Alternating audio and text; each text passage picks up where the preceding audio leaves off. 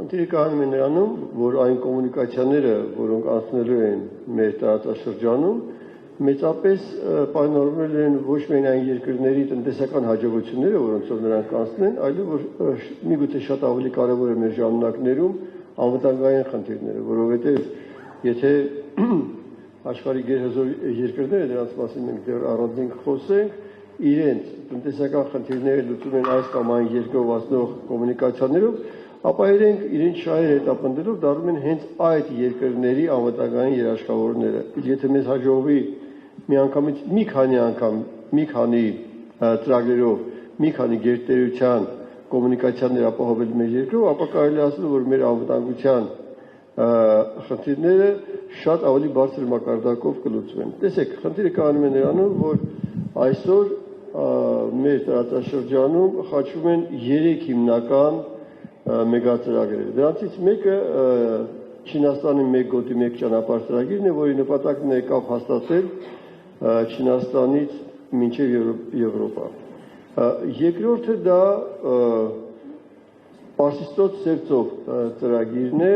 որտեղ նույն խնդիրը իր համար փորձում է լուծել Հնդկաստանը, հնդկական ապրանքների մատակարարումը Եվրոպա եւ նաեւ հակառակությամբ, եւ երրորդ մեգածրագիրը Ռուսաստանի Դաշնության կողմից իրականացվող հյուսիս-հարավ ծրագիրն է։ Այս 3 մեգածրագրերի ազդեցությունը էապես կանխորոշելի է ապագա տասնամյակների ընթացքում Հարավային Կովկասի երկրների դերակատարումը եւ մեծապես կարևորվելու են այն երկրները, որոնցով կանցնեն այդ մեգածրագրերը։ Եվ ակնհայտ է, որ նաեւ պայքար է գնում երկրների միջև, թե հատկապես որ մեգածրագրի, որ ճյուղը կանցնի որ երկրով, որովհետեւ այս պարագայում նա կստանա ավելի մեծ դիվիդենտներ։ Որպեսզի մեր խոսակցությունը շատ ավելի առարկայական լինի, ես փորձեմ անդրադառնալ այդ 3 մեգածրագրերի ճյուղերին, որոնք ասում են Հարավային Կովկասում եւ նրանցից որոնք են, որ հնարավորություն ունեն անցնելու Հայաստանով։ Բայց առաջինը, որ պետք է ասել, որպեսզի երկիրը կարողանա հավակնի որևէ մեգածրագրի մաս դառնալու, մի քանի պայմաններ են պետք։ Նախ պետք է ունենա համապատասխան աշխարհագրական դիրք, երկրորդը նրա կոմունիկացիաները պետք է բավարարեն այն պայմաններին, որոնք ներկայացնում են այդ մեգածրագրերը, եւ երրորդը այդ երկիրը պետք է ունենա բարեկամական հարաբերություններ մեգածրագրերի հիմնական շահառուների հետ եւ հուսալի պետք է լինեն այդ հարաբերությունները, որպեսզի խնդիրները լուծվեն ի օգուտ այդ երկրի միջով անցնող ճանապարհների ընտրության։ Երկրորդ կարևոր հանգամանքը նա է, որ մեգածրագրերը երբեք չեն համակերպվում այն խնդրի հետ, որ իրենց ամբողջ խոսքերը ասեն ընդհանրապես մեկ երկրով։ Սա շատ կարևոր է եւ այս թեմայի մասին մենք դեռ խոսենք մեր ելույթի ժամանակ եւ պատճառը ակնհայտ է, որ եթե որևէ երկիր դառնում է այդ մեգածրագրի միակ տրանզիտ երկիրը, ապա այդ տրանզիտ երկրում ընթացող process-ները մեծապես ազդում են ընդհանրապես մեգածրագրի գաղափարի վրա, որտեղ նրանք կարող են նույնիսկ տապալել։ Բացի դրանից, հարաբերությունները այդ երկրում մի բան է, բայց այդ երկիրը կարող է ըստ էության նաև խնդիրներ ունենալ մեգածրագրի հիմնական շահառու երկրի հետ, դա եւս լուրջ խնդիր է, եւ այս առումով իսկապես մեգածրագրի հիմնական շահառուները ձգտում են դիվերսիֆիկացնել։ Եվ այս տեսակետից այդ 3 մեծ մեգածրագրերը ունեն իրենց իրականացման տարբերակը։ Համոզված եմ, քարտեզը բոլորը դա պատկերացնում եք եւ այն ինչ որ ես ասեմ, դրա համար լրիվ ակնհայտ կլինի։ Ռուսաստանը Իրանով դեպի Պարսիստոց ու հետո նաեւ Հնդկաստան ու նաեւ արաբական երկրներ ու Աֆրիկա կապող հիմնական 4 մայրուղիներ են նախատեսում։ Առաջինը դա արևելյան մայրուղին է, որը Ռուսաստանը Իրանի Իսլամական Հանրապետության հետ, ընդ որում ես մի բան պետք է ասեմ, այս ներկայացման ժամանակ հաճախ դուք կլսեք Իրանի Իսլամական Հանրապետություն, որտեղ նա կարևորագույն դերակատարում ունի այս բոլոր 3 մեգածրագրերում եւ այն իրավիճակը, որը այսօր արկա է Իրանի Իսլամական Հանրապետությունում, Ես կարծում եմ, որ մեր բոլորի շահերից է բխում, որ մեր հարևան եւ բարեկամ Իրանի Իսլամական Հանրապետությունում խնդիրները կարգավորվեն խաղաղ ճանապարհով եւ Իրանի Իսլամական Հանրապետությունը դուրս գա այս կնճռից եւ շարունակի իր դրական ու կոնստրուկտիվ դերակատարումը ունենալ մեր տարածաշրջանում։ Ես կարծում եմ դրա հնարավորությունները շատ ավելի մեծ են, քան չարագուշակ կանխատեսումները մեր բարեկամ եւ հարևան Իրանի Իսլամական Հանրապետության համար։ Եվ այսպես առաջի ճյուղը, որ Ռուսաստանը հյուսիսարավ ծրագրի իրականացմամբ կապում է Ռուսաստանը Իրանի Իսլամական Հանրապետությանին, ու հետո բնականաբար արդեն Պարսից ծոցով Հնդկաստան եւ աֆրիկյան երկրներ, դա այսպես կոչված արևելյան ճյուղն է, որը անցնում է Ղազախստանով, Ռուսաստան, Ղազախստան, Թուրքմենստան, Իրան եւ այն ճանապարհը, որ ես արդեն նկարագրեցի։ Երկրորդ ճյուղը դա Կասպից ծովով անցնող ճյուղն է, Ռուսաստան, Կասպից ծով, Իրանի Իսլամական Հանրապետություն եւ մնացած ճանապարհը, որ արդեն նկարագրեցի։ Երրորդը այսպես կոչված արևմտյան ճյուղն է, որը անցնում է Ռուսաստան, Ադրբեջան եւ Իրան ճանապարհով եւ չորրորդ ճյուղը եւս կա, որը կոչվում է Կովկասյան ճանապարհ, որը Ռուսաստանը Իրանին կապում է Վրաստանով եւ Հայաստանով։ Ինչպես ես ասացի, այս դիվերսիֆիկացիան մենք կտեսնենք մյուս մեգածրագրերի ընթացքում կարևոր նախապայման է, որովհետեւ երբեք մեգածրագրերի հիմնական շահառուները չեն հանդուրժում, որ որևէ երկիր, տրանզիտ երկիր մոնոպոլացնի այդ ոչ կոմունիկացիոն հնարավորությունները։ Երկրորդ մեծ ծրագիրը դա մեկ գոտի մեկ ճանապարհ ծրագիրն է, որը շատ լավ գիտեք, Չինաստանը պետք է կապի եվրոպական երկրների հետ։ Ինքը ուներ ըստ էության 3 ճյուղ, հյուսիսային, միջին եւ հարավային, այսօր Ռուսաստանի հատուկ իրավիճակից ելնելով այդ Ռուսաստանով անցնող հյուսիսային ճյուղը չի գործում ու թերևս տեսանելի ապագայում նաեւ չի գործի։ Մնում է 2 ճյուղ, դա միջին-միջանցքի ճյուղն է, որը անցնում է Ադրբեջանով, հետո այդ բեռները պետք է գնան կամ Վրաստան կամ Հայաստան, ու եթե գնում են Վրաստան, Թուրքիա կամ նաեւ Սևծով ու հետո Եվրոպա, իսկ եթե գալիս են Հայաստան, ապա Հայաստանով Թուրքիա եւ Եվրոպա։ Սակայն կա եւս երկրորդ միջանցքը, դա իրանական կամ հարավային միջանցն է, որ ելի միջինասիական երկրներով այս կապը գալիս է դեպի Իրանի Իսլամական Հանրապետություն, Իրանի Իսլամական Հանրապետությունից 2 ճանապարհ ունի, կամ ուղղակի Թուրքիա, կամ Հայաստանով, Վրաստանով, Սևծով ու ընկերից դեպի Եվրոպա։ Այստեղ եւս այս 2 ճանապարհի առկայությունը չափազանց կարեւոր է, որովհետեւ եթե մենք նայենք, իսկ դրա մասին մենք հատուկ խոսենք, նրանցից մեկը մոնոպոլիզացնում է ամբողջ հյուսիս-արևելք արևմուտքը, կամ որ նույնն է մեկ գոտի մեկ ճանապարհը, վտանգելով դրա իրականացման արդյունավետությունը։ Եվ երրորդ մեգածրագիրը դա Հնդկաստանի կապն է եվրոպական երկրների հետ, այստեղ առաջի ծրագիրը, որը անցնում է Հարավային Կովկասում, դա Պարսից ծոց Սևծով ծրագիրն է եւ սա այս ճանապարհին ունի 2 ճյուղ, առաջինը անցնում է Հայաստան, Վրաստան, Սևծով եւ երկրորդը Ադրբեջան, Իրանի Իսլամական Հանրապետություն, Ադրբեջան, Սևծով, Ադրբեջան, Վրաստան, Սևծով։ Խնդիրը կայանում է նրանում, որ այս բոլոր մեգածրագրերին Հայաստանը կարող է դառնալ մասնակից, ստանալով համապատասխան ֆինանսական հնարավորություններ, իսկ այդ հնարավորությունների մասին ես ապագայում կասեմ, դրանք բավականին մեծ են, բայց որ ամենակարևորն է ստանալով նաև անվտանգության լուրջ հնարավորություններ, ավելացնելու հնարավորությունները, որտեղ իր անվտանգությունը ըստ էության դառնում է այդ 3 խոշոր մեգածրագրերի նրանց հիմնական շահառուների համար գերակայություն։ Ես հիմա կսկսեմ ներկայացնել բուն Հայաստանում ինչ պետք է արվի, որպեսզի իմ ասած երկրորդ խնդիրը լուծվի, դուք հիշում եք, առաջինը աշխարհագրական դիրքն էր, երկրորդը ներքին կոմունիկացիաների զարգացումը։ Եվ ներկայացնելով այդ երկրորդ բաղադրիչը, միանգամից պետք է ասեմ, որ նա ինչ որ մենք առաջարկում ենք, ունի 4 ծրագիր եւ ծրագրերից մի մասը, կոնկրետ մեկը վերաբերում է ավտոմոբիլային հնարավորությունների զարգացմանը Հայաստանի, որը ոչ միայն մեգածրագրի համար է, այլ որպես ցանկացած երկիր իր կոմունիկացիաները ավելացնելով ինքը ոչ միայն տնտեսական խնդիր է լուծում, այլև սոցիալական բազում խնդիրներ է լուծում, իսկ մնացած երեքը երկաթուղային։ Եվ այսպես առաջի մեր առաջարկվող ծրագիրը ավտոմոբիլային ծրագիրն է եւ նա նպատակ ունի Վանաձորը շատ կարճ ճանապարհով կապել Հրազդանի ու Երևանի հետ։ Դուք գիտեք, որպեսզի մենք գնանք Երևանից Վանաձոր, երկու ճանապարհով կարող ենք գնալ, կամ Սևանով, Վոլորանելով իջնել Դիլիջան ու հետո Վանաձոր, եւ երկրորդը ապարանով, էլի մենք պետք է բարձրանանք բավականին բարձր, այնտեղից էլի իջնենք այդ Վոլորանելով դեպի Սպիտակ ու Վանաձոր։ Այն առաջարկը, որ մենք անում ենք, ինքը միանգամից մի քանի խնդիր է լուծում, նախ ընդհանրապես որևէ Վոլորաններ չկա, որը շատ կարևոր է։ Երկրորդ էապես իջեցնում է ճանապարհի ամենաբարձր կետը, մի տարբերակում 120 մետր, երկրորդում 240 մետր, եւ երրորդը կարճեցնում է այդ ճանապարհը։ Մինչեւ ասել, թե ինչ արժի այս ծրագիրը եւ ինչպես պետք է դա իրականացնել, ես մի պատմություն պետք է պատմեմ,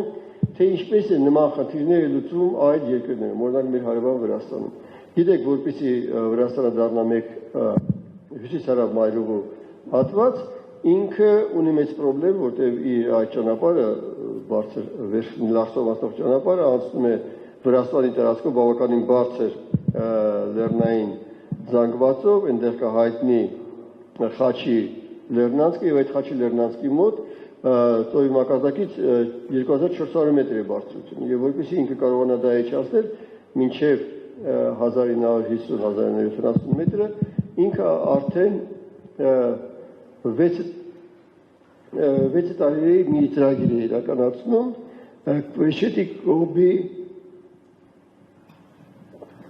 բնակավայրերը իրար կապող։ Երկարությունը ընդամենը 23 կիլոմետր է։ Գումարները, որոնք ծախսվելու են այդ ծրագրի իրականացման համար, $5 միլիարդ։ Խնդրեմ, որ դուք ուշադիր նայեք այն թվերին, որ ես կասեմ, տեսեք, ընդամենը 23 կիլոմետրի վրա $5 միլիարդ է ծախսվելու։ Շինարարությունը պետք է ավարտվի 27 կամ 28 թվականին, այսինքն 8 տարվա ծրագիր է սա։ Բայց ինչ է շահում Վրաստանը այս բaragam։ Նախ վերանում են այն բոլոր Վոլորանները, որոնք պետք է մեքենաները բարձրանան մինչև այդ Խաչի լեռնանցքը, եւ երկրորդը 400 մետրով իջեցվում է այդ ամենաբարձր մակարդակը։ Հիմա ինչ ենք մենք շահում, ես ասեցի փաստորեն, մենք նախ 120 մետրով իջեցնում ենք ամենաբարձր կետը ի համեմատություն Սևանի ճանապարհի եւ 260 մետրով իջեցնում ենք ամենաբարձր կետը ի համեմատություն ապարանով անցնող այդ ճանապարհի, կարճեցնում ենք ճանապարհի 35 կիլոմետրով մինչև Վանաձոր Սևանի ճանապարհով եւ 17 կիլոմետրով կարճեցնում ենք այդ ճանապարհը, եթե մենք գալիս ենք ապարանից։ Սա է նպատակը եւ հիմա ինչպես մենք պետք է իրականացնենք, բնականաբար պետք է մենք թունել փորենք Մեղրաձորի երկաթուղային թունելի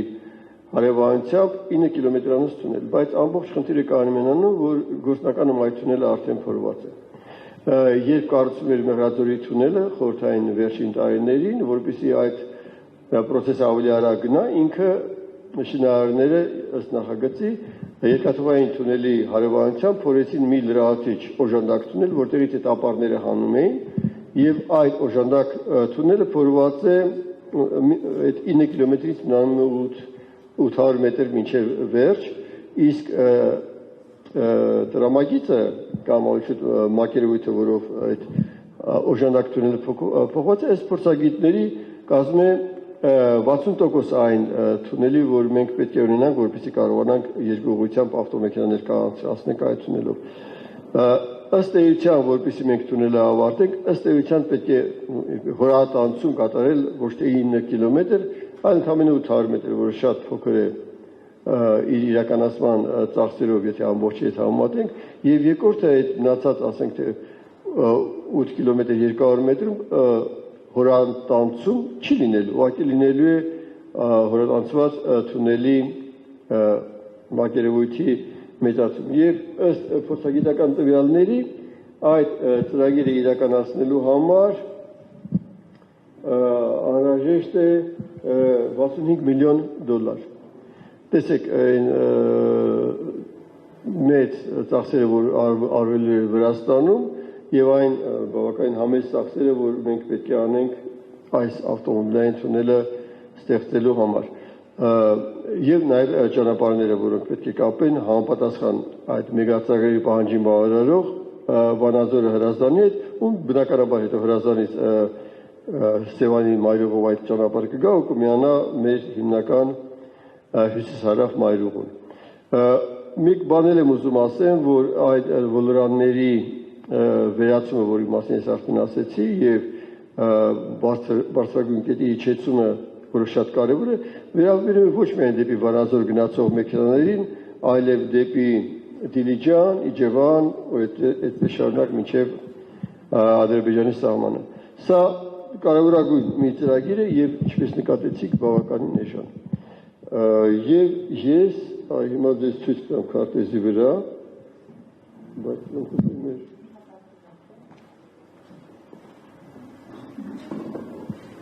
Չի։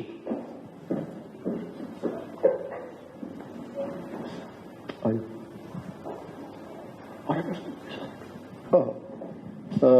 Տեսեք, չէ, նորմալ է։ Այս քարտեզը այն իրավիճակն է,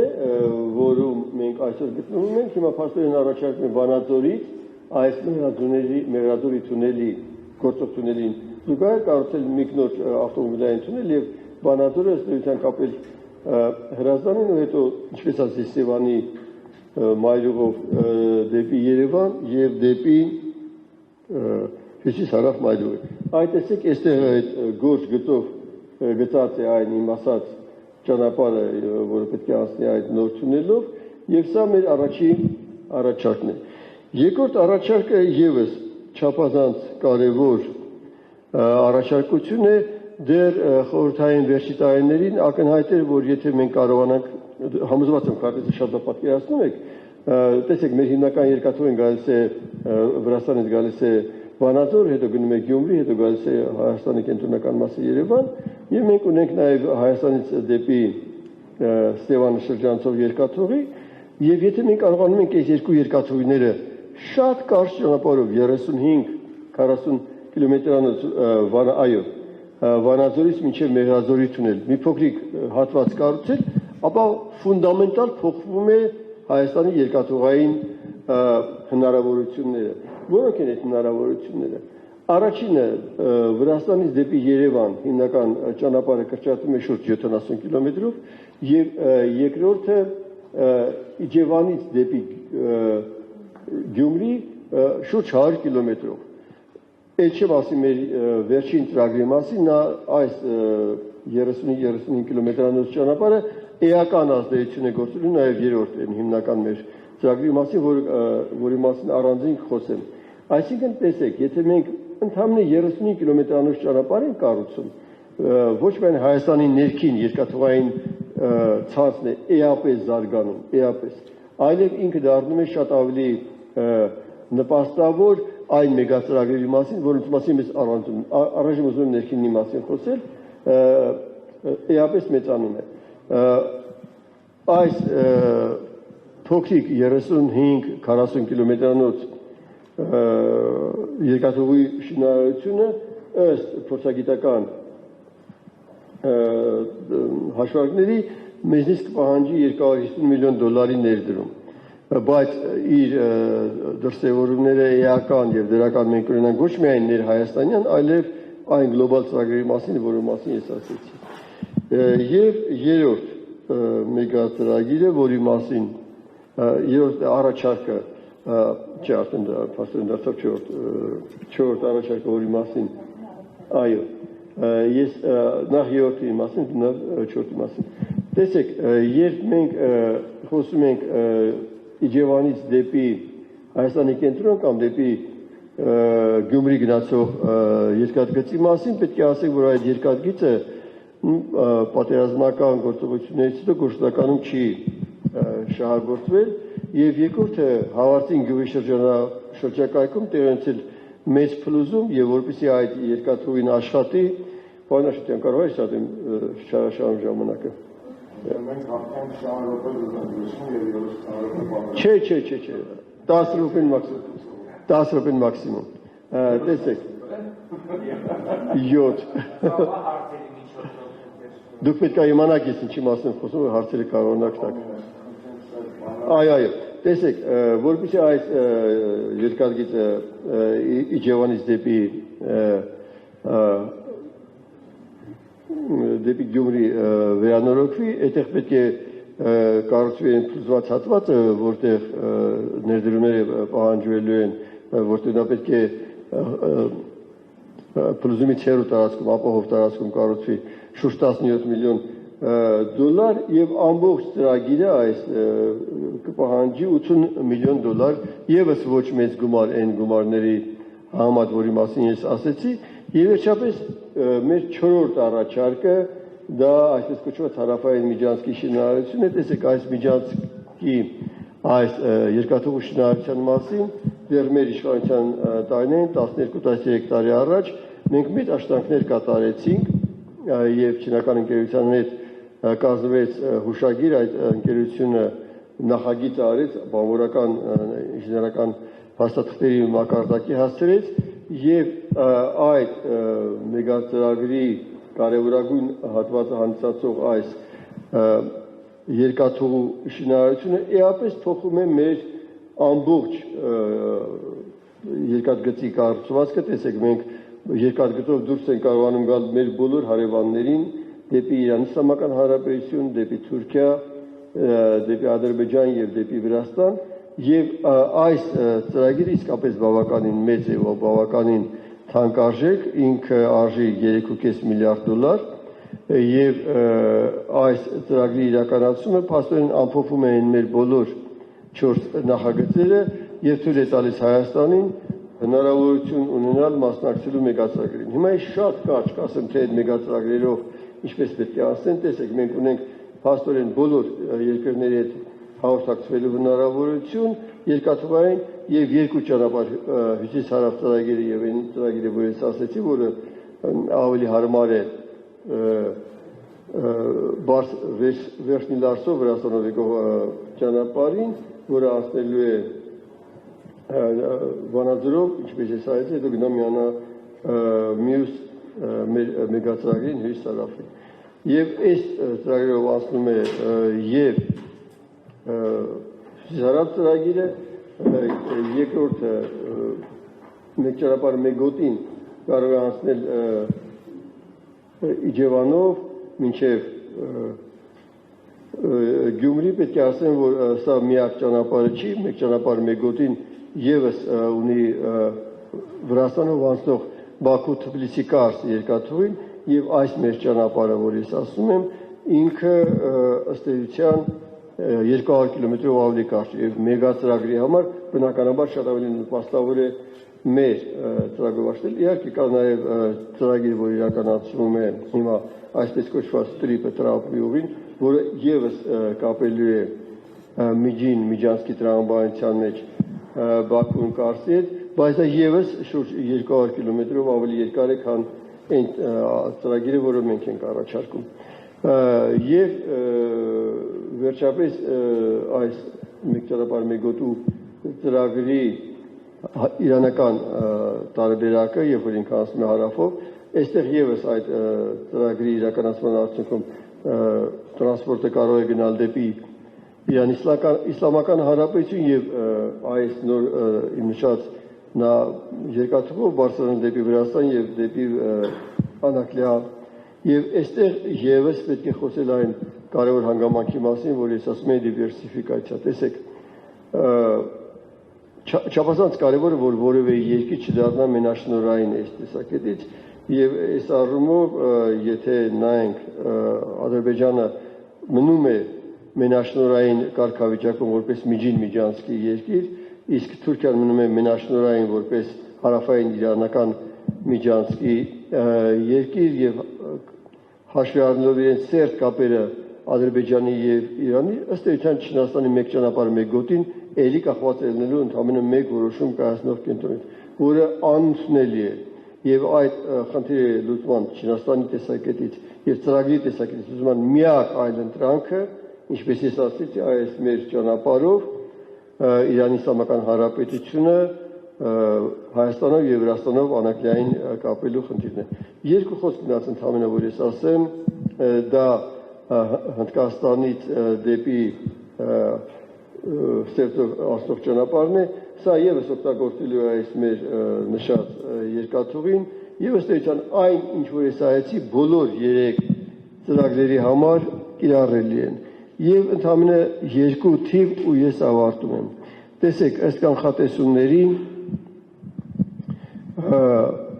ընդհանրապես 4 տարի հետո 30 թվականին այս գոտի մեկ ճանապարհ ծրագրով պետք է անցներ 15-22 միլիոն տոննա բեռ, հյուսիս հարավով 15-ից 20 եւ Հնդկաստան Եվրոպա ծրագրով 3-ից 5 միլիոն տոննա բեռ։ Այս դրանցից պարզ չէ, որ ասենք եթե բեռները եկել են Ադրբեջան, նրանք պետք է այդ նույն ծավալով անցնեն Վրաստանով կամ Հայաստանով, եթե հետևաբար նրանց մի մասը պետք է անցնի Վրաստանով ու Հայաստանով։ Մեր հաշվարկներով մենք կարող ենք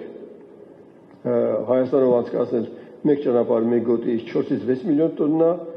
հյուսիս հարավով 2-ից 3 միլիոն տոննա եւ 2-ից 3 միլիոն տոննա Հնդկաստան Եվրոպայով։ Այսինքն մենք կարող ենք ռեալ ակնկալել, որ Հայաստանով, եթե մենք նորմալ աշխատենք, մեր ծրագրերի ավարտի պարագայում կունենանք 8-12 միլիոն տոննա բեռան փոխադրում, որը ինչպես ես ասացի, նախ մեծ տնտեսական հնարավորություն է տալիս Հայաստանին եւ հետո դառնում է չափազանց կարևոր անվտանգային գործոն, որովհետեւ ըստ էության մեր տարածքով անցնելու են կապեր, որոնք կենսական են այդ 3 տրանսպորտային ծրագրերի համար։ Եվ երրորդը, քանի որ այս ծրագիրը բավականին թանկ է, սա իրականացումը ես կարծում եմ, որ ճիշտ կլինի իրականացնել կոնսենսուսի միջոցով, հրավիրելով այդ կոնսենսուսի մասնակից հենց այդ 3 մեգածրագրերի հիմնական շահառուներին, Ռուսաստանին, Չինաստանին եւ Հնդկաստանին, որոնք շահագործելով հենց այս երկաթուղին, իրանք ոչ թե կվճարեն այս երկաթուղու համար, այլ իրենք եկամուտ կստանան, հետեւաբար նաեւ կնպաստեն, որ այդ երկաթուղին հնարավորինս շատ աշխատի։ Կներեք մի քիչ չարաշահեցի դերուսերադրությունը, բայց երևի հնարավոր ամենակարճ ձևով էր սա։